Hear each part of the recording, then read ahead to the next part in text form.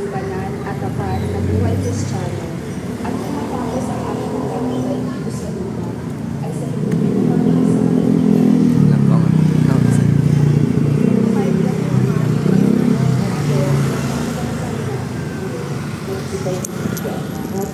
pasasalamat sila Jesus sa bagaman siya ay Diyos. Hindi nagpilit na matulog sa kanyang Diyos. Pagpos na may maas at nakakaya ng pagpapos. Purihin ang ngalan ng Panginoon ngayon at magpasawalang hanggan. Nang maging tao siya ay nagpakababa at naging masunurin hanggang kamatayan. Oo, hanggang kamatayan sa krus. Kaya naman siya ay tinampok ng Diyos at binigyan ng pangalan. Purihin ang ngalan ng Panginoon ngayon at magpasawalang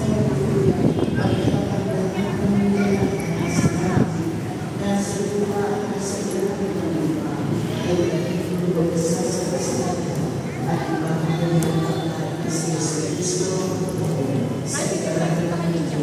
Ha? Ano?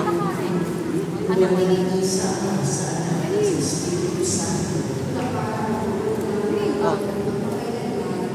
Ah.